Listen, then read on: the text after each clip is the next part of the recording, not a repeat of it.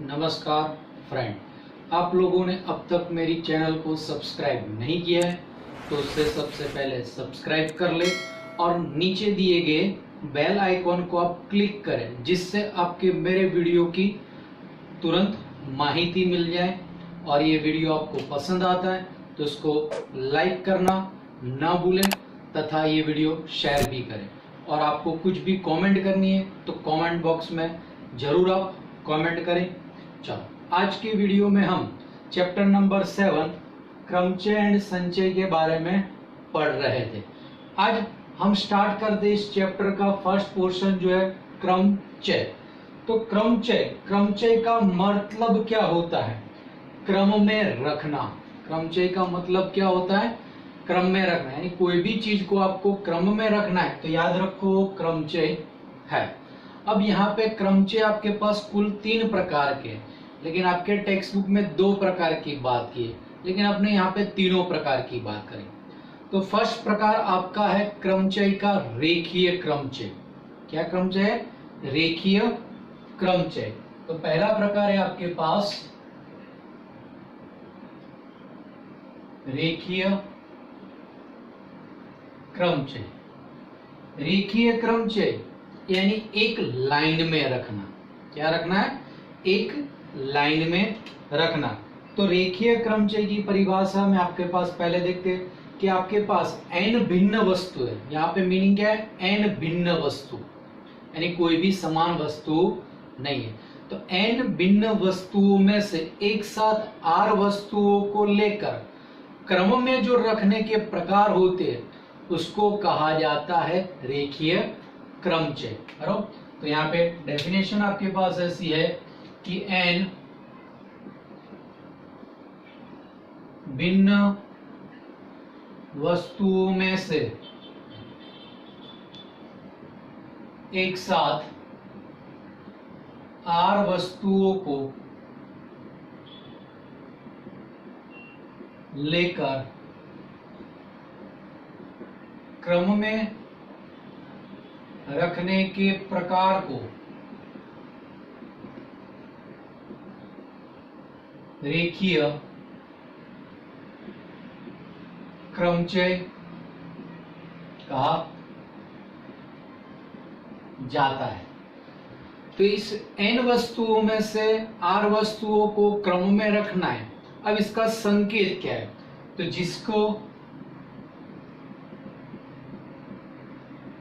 संकेत में NPR इस तरह लिख सकते हो, या तो NPR इस तरह लिखा जा सकता है। क्लियर हो गई चीज? अब इसका सूत्र क्या है NPR का? तो अब NPR का सूत्र NPR का सूत्र है आपके पास n factorial upon n minus r factorial, जहां and r belongs to n होना चाहिए प्राकृतिक संख्या, तथा ये r की वैल्यू जो है वो 0 less than r less than और इक्वल टू n होना चाहिए। यानी r की वैल्यू हमेशा n से छोटी होगी, या तो n भी हो सकती, लेकिन n से कभी बड़ी होगी नहीं। क्लियर? अब ये सूत्र है। अब ये सूत्र आपको कब यूज करना है? जब आपके पास r का मान अज्ञात है। बराबर। ये सूत्र आपको कब यूज करना है? r न जानते हो तब, यानी r का मान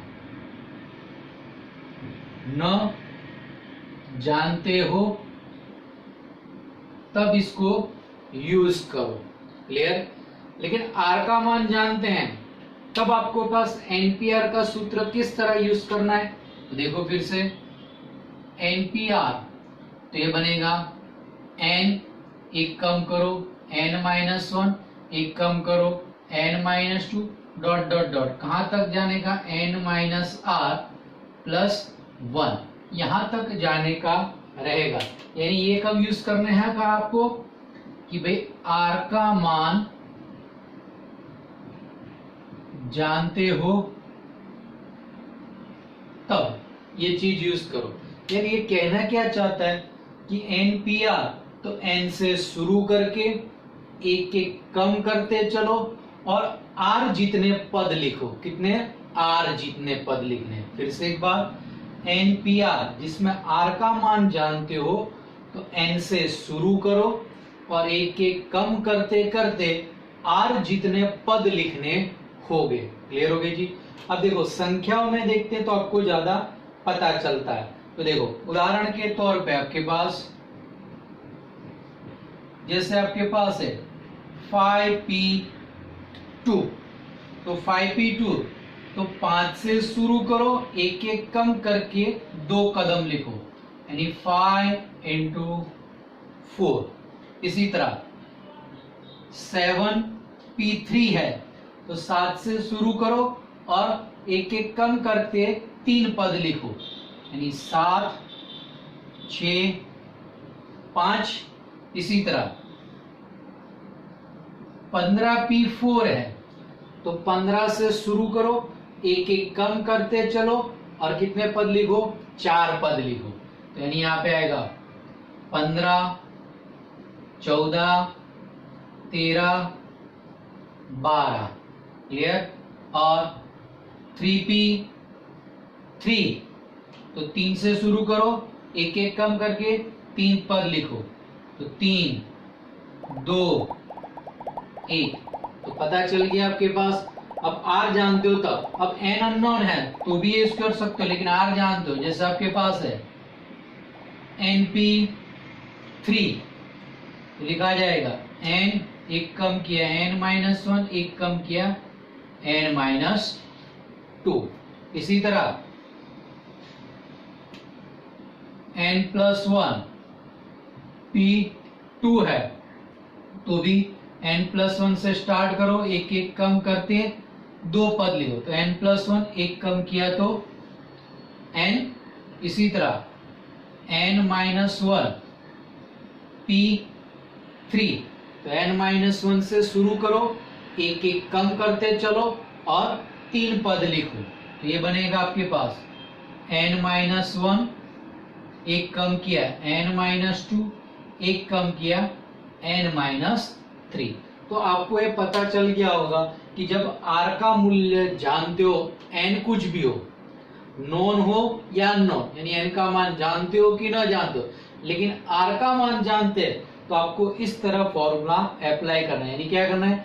n से शुरुआत करो और r जितने पद लिखने हैं एक एक कम करते करते। हो गया क्लियर आपके पास? एनपीआर का सूत्र कब यूज करना है, इस फॉर्म में कब यूज करना है? जब आपके पास r का मान जानते हो तब। अब r का मान नहीं जानते हो तो डायरेक्ट अपने ये फॉर्मूला यूज करनी है, NPR is equal to n factorial upon n minus r factorial, जहां n और r का मूल्य हमेशा प्राकृतिक संख्या होनी चाहिए। क्लियर? चलो अब आगे देख।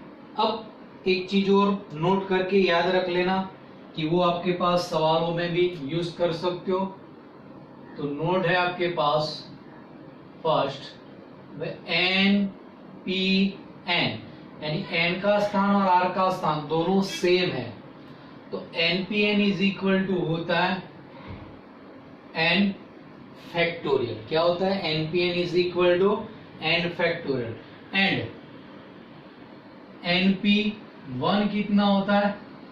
n होता है। NPN is equal to n factorial और NP1 is equal to n होता है। क्लियर जी? अब अपने नोट्स 2 देखते हैं, जो आपको सवालों में खूब इंपॉर्टेंट है। वो क्या है कि भाई n वस्तु है,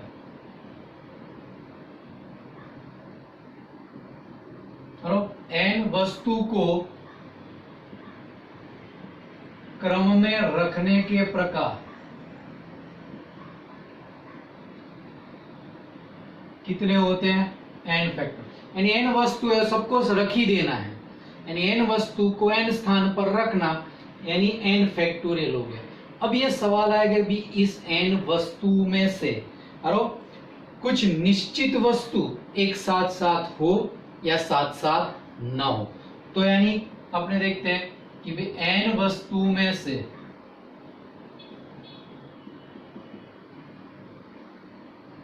निश्चित k वस्तु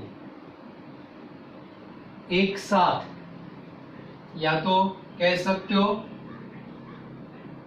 पास पास हो, ऐसे कुल प्रकार।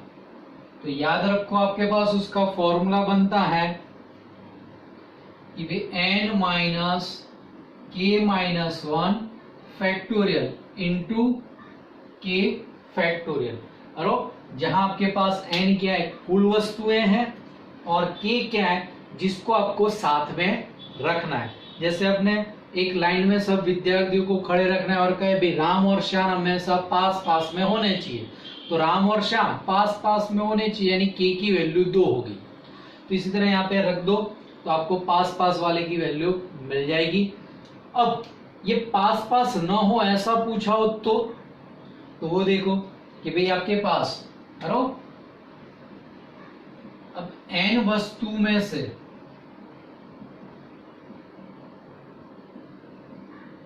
निश्चित k वस्तु एक साथ न हो, या तो कह सकते हैं कि भाई पास पास न हो, ऐसे कुल प्रकार। क्लियर? अब देखो सबसे स्टार्टिंग में हमने क्या किया, n वस्तुओं को क्रम में रखने के प्रकार कितने हैं, n फैक्टोरियल। तो एक इसमें क्या होगा, जो निश्चित वस्तु वो साथ साथ में हो और साथ साथ में न हो, ऐसे टोटल प्रकार आ जाएंगे। तो हमने क्या किया है, साथ साथ में हो ऐसे प्रकार आ गए, तो अपने कुल प्रकार में से साथ साथ वाले प्रकार को हटा दो, तो क्या हो जाएगा आपके पास, साथ साथ न हो ऐसे प्रकार मिल जाएंगे। तो यहाँ पे आपके पास आएगा कुल प्रकार बराबर, तो यानी n वस्तु के कुल प्रकार माइनस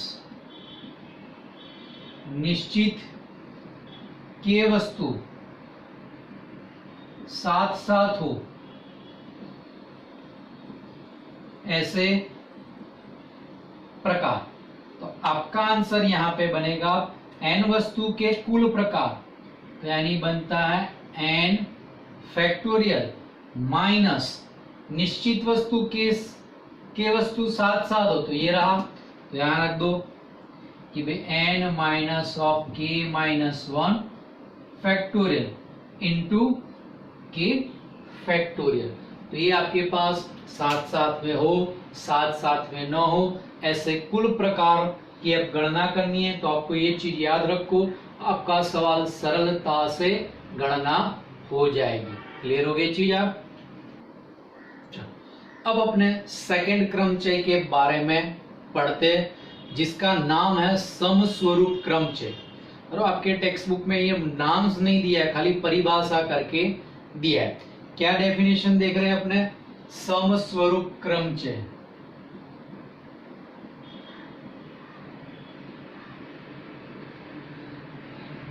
अब ये समस्वरूप क्रमचय क्या है वो समझना है, तो एक सिंपल सा एक उदाहरण समझ लेते हैं। अपने कोई भी कापड़ की दुकान में या तो कपड़ों की दुकान में जाते हैं, तो या तो मॉल में जाते हैं, ये मॉल वाला समझ लो, जल्दी समझ में। अपने मॉल में जाते हैं, रेडीमेड डिपार्टमेंट में चलते हैं, अपने को पैंट खरीदना होता है, तो वहां पे क्या होता है, पैंट खरीदना होता है तो सब पैंट ऐसे ही रखे होते हैं? नहीं, वहां पे क्या होता है, सब कमर की साइज के हिसाब से सब पैंट रखे होते हैं। भाई 28 की कमर वाले इतने हैं, 30 की कमर वाले इतने हैं, 32 की कमर वाले इतने हैं, 40 की कमर वाले, ऐसे सब कमर की साइज के हिसाब से सब अलग अलग रखे होते हैं। तो यानी ये जो रखे होते हैं, और वैसे भी ये 28 के कमर के एक पैंट नहीं होता, कई पैंट होते हैं बराबर। और वो 28 के कमर वाले पैंट में सब कलर अलग अलग कलर के सारे 28 के कमर एक ही जगह रखे होंगे। इसी तरह 30 की साइज के सभी कलर के पैंट एक ही जगह रखे होंगे। तो यानी ये मॉल वाला जब मान लो कि मार्केट में से 300 पैंट लाया है, 300 पैंट लाया, सब अलग अलग कमर की साइज के, तो 300 पैंट सब अलग अलग साइज के लाए हो और वो अपने स्टोर में अरेंजमेंट करेगा, तो कितने प्रकार से अरेंजमेंट हो सकता है। तो यानी 28 के कमर वाले सब पैंट एक जगह रखेगा, उसमें भी कलर अलग अलग है तो ऊपर नीचे रख सकता है। इसी तरह 30 की साइज के पेंट होते हैं, वो भी एक थप्पे बनाएगा एक, उसमें भी अलग अलग साइज कलर के हिसाब से ऊपर नीचे रख सकता है। तो यानी ये 300 के 300 पेंट वो कितनी तरह से अपने स्टोर में अरेंज कर सकता है, तो वो आपके पास समस्वरूप। तो समस्वरूप यानी जैसे आपने कहा 28 का कमर, तो वो एक समस्वरूप है। दूसरा समस्वरूप क्या है? 30 की कमर। क्लियर? इसी तरह सभी पेंटों को यहाँ पे रखना, समस्वरूप के हिसाब से अलग अलग करके रखना है। तो ये परिभाषा देखो अब, तो अब आपके पास उसकी परिभाषा में है कि भाई n वस्तु में से P1 वस्तु समस्वरूप यानी एक जैसी तथा उससे भिन्न यानी P1 से भिन्न, जैसे हमने कहा 28 और P1 हमने 28 का, तो 28 से भिन्न यानी 30 की कमर होती है, तो उससे भिन्न P2 वस्तु समस्वरूप तथा उससे भिन्न P3 वस्तु समस्वरूप हो। इस प्रकार से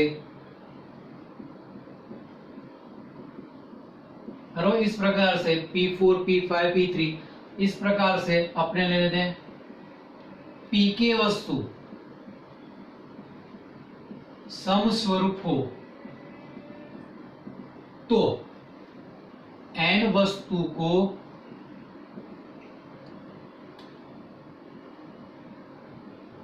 क्रम में रखने के कुल प्रकार। तो इसका सूत्र आपके पास बनता है भाई कुल प्रकार बराबर टोटल वस्तु कितनी है अपने पास n, तो n वस्तु को क्रम में रखने के प्रकार यानी n फैक्टोरियल होते हैं, यहां लग दो n फैक्टोरियल। अब बटे में क्या करना है, अपने जो समस्वरूप वस्तु है उसके फैक्टोरियल नीचे लिखना है। P1 वस्तु समस्वरूप है तो P1 फैक्टोरियल होता है, P2 वस्तु समस्वरूप है तो P2 फैक्टोरियल होगा, P3 वस्तु समस्वरूप है तो P3 फैक्टोरियल होगा।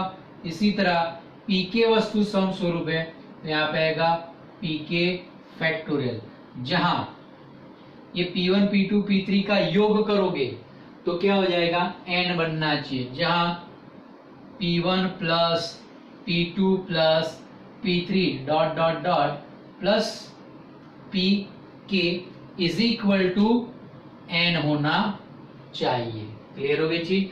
क्योंकि अपने पास जो 300 पेंट लाओगे 28 के पेंट प्लस 36 के कुल पेंट प्लस 40 के कुल पेंट इज इक्वल टू लास्ट में 42 का कमर का हो, तो 42 के कमर के पेंट कुल पेंट सबका जोड़ करो तो कितना हो जाना है, 300 हो जाना चाहिए। तो इसी तरह आपके पास ये समस्वरूप यानी कोई भी चीज एक जैसी दोबारा आती हो, सभी भिन्न नहीं है, यहाँ पे मैंने शब्द नहीं लिखा n भिन्न वस्तु, n वस्तु में तो उसमें कुछ न कुछ समान वस्तु भी होगी।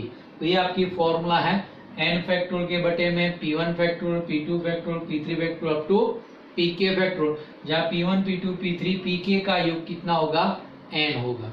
अब सवालों में एक चीज ध्यान में रखना, ऐसा सवाल आता है तो यहाँ पे कभी P1 की वैल्यू 1 आती है तो 1 फैक्टोरियल 1 होता है, तो सवालों की गणना में अपने नीचे 1 आता हो तो 1 फैक्टोरियल लिखेंगे नहीं, 1 से ज्यादा वैल्यू आती है, जैसे 2 आता है, 2 बार समान चीज है, 4 बार समान चीज है, 5 बार समान चीज है, तो अपने वो चीज यहाँ पे लिखेंगे। समझ में आ गई चीज?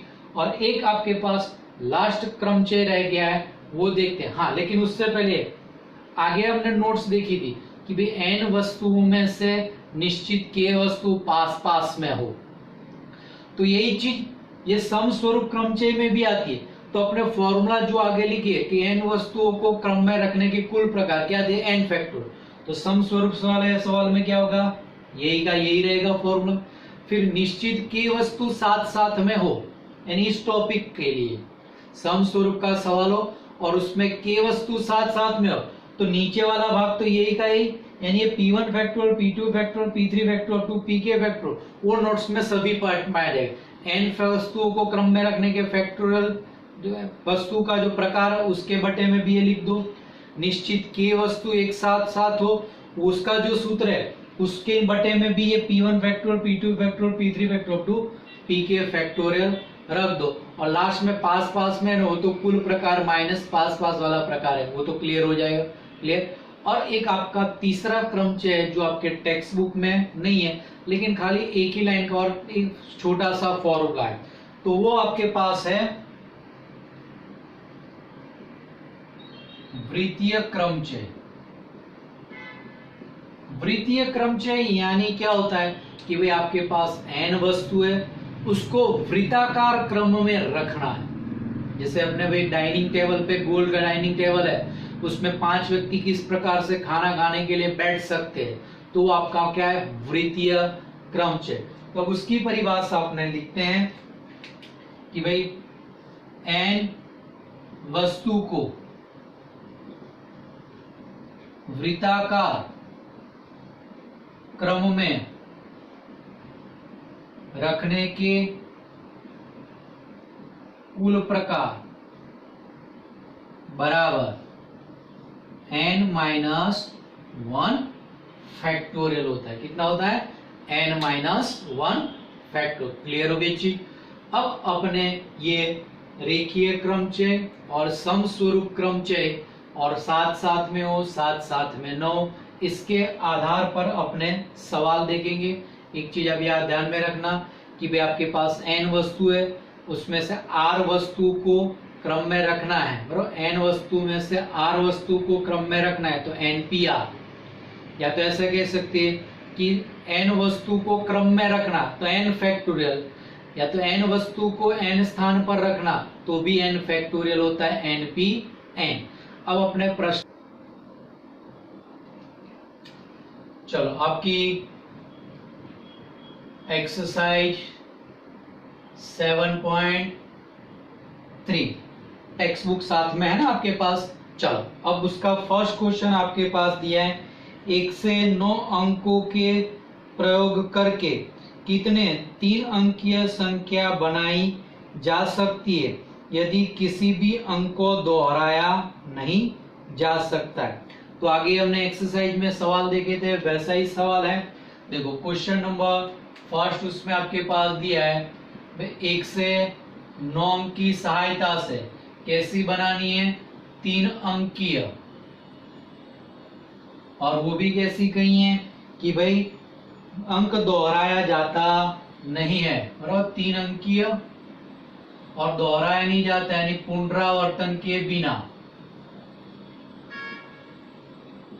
तो फिर से अपने क्या करना है, पुनरावर्तन के बिना है तो 3 का बॉक्स बनाओ, और पुनरावर्तन के बिना है तो एक एक कम करते चलना है, और शर्त का काम हो, शर्त है तो शर्त का काम भी पूरा करें। तो यहाँ पे कोई शर्त अप्लाई होगी नहीं क्योंकि 1 से 9 है, 0 है नहीं। तो सबसे पहले 3 का बॉक्स बना लो और दोहराए बिना, तो आपके पास क्या आ जाएगा, यहाँ पे यहाँ 9 में से कोई भी एक रखा तो 9, एक कम किया 8, एक कम किया 7, तो आपका आंसर क्या आएगा, 1 से 9। फिर से समझ लो, 1 से 9 अंकों की सहायता से पुनरावर्तन के बिना 3 अंकीय कुल भिन्न संख्याएं, तो कुल भिन्न संख्याएं बराबर 9 गुणा 8 गुणा 7, ये गुणा करो आपका आंसर आ जाएगा। बराबर। आंसर कैसे लिखना है, 1 से 9 अंकों की सहायता से 3 अंकीय पुनरावर्तन के बिना कुल भिन्न संख्याएं 9 गुणा 8 गुणा 7, तो आपका आंसर आ जाएगा। क्लियर। अब सेकंड क्वेश्चन देखो, सेकंड क्वेश्चन में क्या है, किसी भी अंक को दोहराए बिना कितनी 4 अंकीय संख्या बनती है, तो सेम इसी तरह आपके पास आएगा। अब क्वेश्चन नंबर 2 देखो,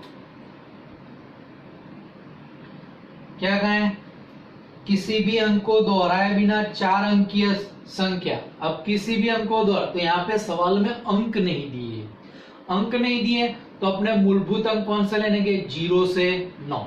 तो यहाँ पे अंक आएंगे 0 से 9। कितने अंक की बनानी है, 4 अंकीय, और वो भी कैसी, पुनरावर्तन के बिना। क्लियर हो गई चीज। अब यहाँ पे देखो शर्त अप्लाई हो गई, तो पहले अपने देखो 4 अंक की बनानी है, तो 4 का बॉक्स बना लो,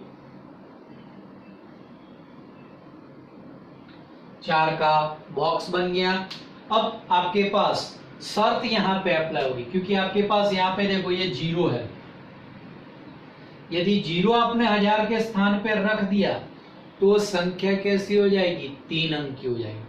यानी 1000 के स्थान पर आप 0 रख सकते नहीं है। तो यहाँ पे क्या हो जाएगा, 0 के बिना। तो अपने पास 0 से 9 यानी टोटल 10 अंक है। कितने अंक है, 10। 0 नहीं लेना है, तो अपने पास अंक कितने बचे, 9। तो यानी ये पहला स्थान, 1000 का स्थान कितनी तरीके से भर सकते हैं, 9 तरीके से। तो यानी आपके पास ये सवाल में शर्त का काम पूरा हो गया। क्लियर। अब पुनरावर्तन के बिना कहा है, अपने टोटल अंक कितने, 10। कितना बॉक्स भर दिया, 1। तो 10 में से 1 चला गया, कितने बचे, 9। अब एक एक कम करते लिख देना है, यानी 9, यहाँ पे 8 और यहाँ पे 7। तो अब आपका आंसर कैसे लिखना है, करो 0 से 9 अंकों की सहायता से। क्या, 0 से 9 अंकों की सहायता से 4 अंकीय कुल भिन्न संख्या बराबर ये चारों का गुणा। तो 9 गुणा 9 गुणा 8 गुणा 7, ये गुणा करो, आपका आंसर। क्लियर हो गई चीज। फिर से जवाब कैसे लिखना है आपको, 0 से 9 अंकों की सहायता से 4 अंकीय कुल भिन्न संख्या बराबर 9 गुणा 9 गुणा 8 गुणा 7, गुणा करो, आपका आंसर आ जाएगा। क्लियर। चल अब आपका सवाल नंबर 3 देखते हैं। Example number 3। अब उसमें अंक दिए, क्या दिए कि भाई 1 2 3 4 6 7, यानी 5 नहीं उसमें, 1 2 3 4 6 7, 1 से 7, लेकिन 5 नहीं है। अब उसके द्वारा कितनी 3 अंकीय सम संख्या बन सकती है, बराबर कैसी, एक तो 3 अंकीय, और कैसी बनानी है, सम संख्याएं बनानी है। और उसमें कहा है कि भाई कोई भी अंक दोहराया नहीं गया है, यानी पुनरावर्तन के बिना, सम एंड पुनरावर्तन के बिना है। तो पहले तो 3 अंक की बनानी है, तो 3 अंक का अपने बॉक्स बना लेते हैं। देखो ये 3 अंक का अपने बॉक्स बना लेते हैं। अब यहाँ पे आपके पास पहली शर्त है सम संख्या। क्या दिए, सम संख्या। तो सम संख्या की शर्त क्या है, भाई इकाई का अंक क्या होना चाहिए, सम अंक होना चाहिए, वो भी कौन सा, सवाल में दिए हो उसी में से। तो अपने यहाँ पे सम अंक कितने हैं, 2 4 और 6। तो यहाँ पे आपके पास आएगा सम स्थान पर, यानी इकाई के स्थान पर यहाँ पे आएगा ओनली 2 4 6। ये 3 में से कोई भी रख सकते हो, यानी यहाँ पे 3 प्रकार से। अब अपने सवाल में कहीं 0 दिया है, नहीं दिया, तो दूसरी कोई शर्त है नहीं, तो शर्त का काम पूरा हो। अब आपके पास क्या कहें, पुनरावर्तन के बिना। क्लियर। अब अपने पास टोटल अंक कितने हैं, ये टोटल अंक 1 2 3 4 6 7, यानी टोटल आपके पास 6 अंक है। कितने अंक है, 6 अंक। हमने एक स्थान भर लिया, तो यानी 6 में से 1 चला गया, 5। अब बाकी के स्थान पर एक एक कम करते लिख दो, तो यहाँ पे लिख देंगे 5 और यहाँ पे 4। तब आपका आंसर कैसे लिखना है, 1 2 3 4 6 7, बराबर 1 2 3 4 6 7 अंकों की सहायता से, बराबर 3 अंकीय सम भिन्न संख्याएं, बराबर सम भिन्न संख्याएं। तो कुल भिन्न सम संख्या बराबर, अभी इनका गुणा तो 5 गुणा 4 गुणा 3 बराबर, गणना कर लेना आप। फिर से